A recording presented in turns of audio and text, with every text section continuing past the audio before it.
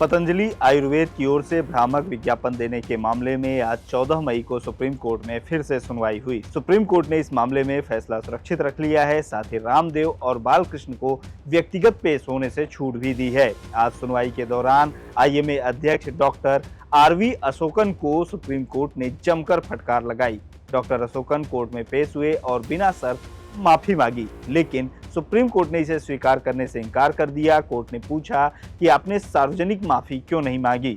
इसी तरह से सुप्रीम कोर्ट ने पतंजलि के माफीनामे को भी स्वीकार नहीं किया था और सार्वजनिक माफीनामा छपवाने के लिए कहा था। आईएमए यानी इंडियन मेडिकल एसोसिएशन देश में एलोपैथी डॉक्टर्स का सबसे बड़ा संगठन है। आज सुनवाई के दौरान सुप्रीम कोर्ट ने इंडियन मेडिकल एसोसिएशन के अध्यक्ष डॉक्टर आरवी अशोकन को जमकर लताड़ लगाई। डॉक्टर आरवी अशोकन ने एक मीडिया इंटरव्यू में सुप्रीम कोर्ट की उस टिप्पणी पर सवाल उठाया था जिसमें कोर्ट ने आईएमए से पूछा था कि आप बताइए उन डॉक्टर्स के खिलाफ क्या एक्शन लिया गया है जो जानबूझकर महंगी और गैर जरूरी दवाइयां लिखते हैं। सुप्रीम कोर्ट ने पतंजलि के खिलाफ याचिका लगाने वाले आईएमए से कहा था कि जब एक उंगली आप किसी पर उठाते हैं तो 4 उंगलियां आपकी तरफ भी होती हैं। आईएमए को उन डॉक्टर्स पर भी विचार करना चाहिए जो मरीजों को महंगी और गैर जरूरी दवा लिख देते हैं। सुप्रीम कोर्ट ने यह टिप्पणी पतंजलि के भ्रामक विज्ञापन मामले पर सुनवाई के दौरान ही की थी। आईएमए के अध्यक्ष ने सुप्रीम कोर्ट की टिप्पणी को दुर्भाग्यपूर्ण बताया था। उन्होंने कहा था कि इससे डॉक्टर्स का मनोबल कमजोर होगा।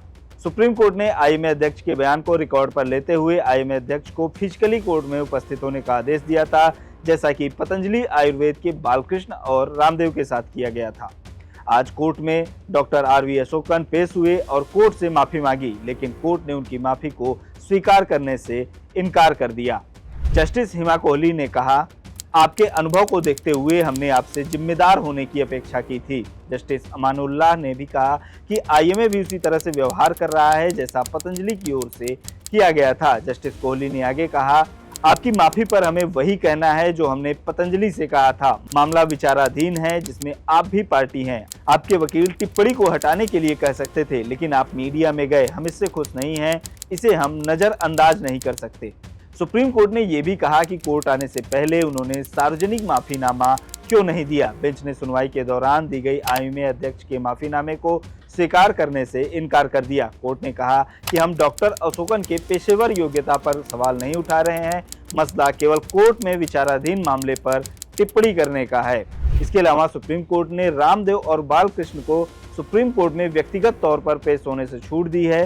रामदेव और बालकृष्ण अपने वकील के जरिए पेश हो सकते हैं। साथ ही पतंजलि आयुर्वेद को एफिडेविट दाखिल करने के लिए 3 हफ्ते का समय दिया गया है। इस एफिडेविट में पतंजलि को ये बताना होगा कि उसके जो प्रोडक्ट प्रतिबंधित किए गए हैं उनका विज्ञापन वापस लेने के लिए क्या कदम उठाए गए हैं। कोर्ट ने इस मामले में फैसला भी सुरक्षित रख लिया है। यहाँ आपको बता दें कि पतंजलि आयुर्वेद और आईएमए के बीच का ये झगड़ा तब शुरू हुआ था जब रामदेव ने एलोपैथी पर सवाल उठाए थे।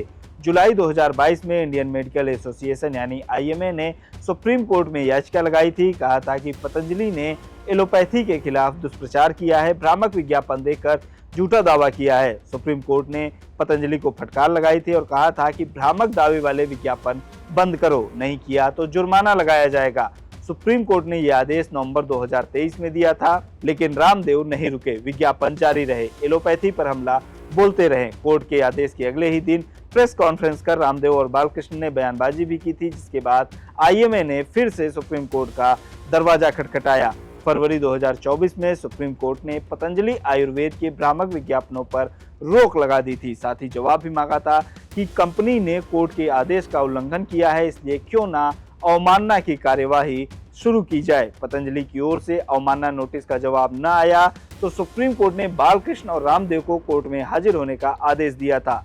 2 अप्रैल 2024 को सुप्रीम कोर्ट में रामदेव और बालकृष्ण हाजिर हुए और माफी मांगी, लेकिन कोर्ट ने स्वीकार नहीं किया। दोनों को जमकर लताड़ लगाई थी। 10 अप्रैल को दोनों फिर से कोर्ट में हाजिर हुए थे, माफी मांगी थी, लेकिन फिर से फटकारे गए। 16 अप्रैल को भी यही हुआ। फिर 23 अप्रैल को माफीनामे के साइज पर सवाल उठे। बाद में पतंजलि ने बड़ा माफीनामा अखबारों में छपवाया। अब सुप्रीम कोर्ट की रडार पर पतंजलि के साथ साथ आईएमए भी आ गया है। फिलहाल इस वीडियो में इतना ही। आगे इस मसले पर जो भी अपडेट होगा लोकमत हिंदी आप तक पहुंचाता रहेगा। देखते रहिए लोकमत हिंदी।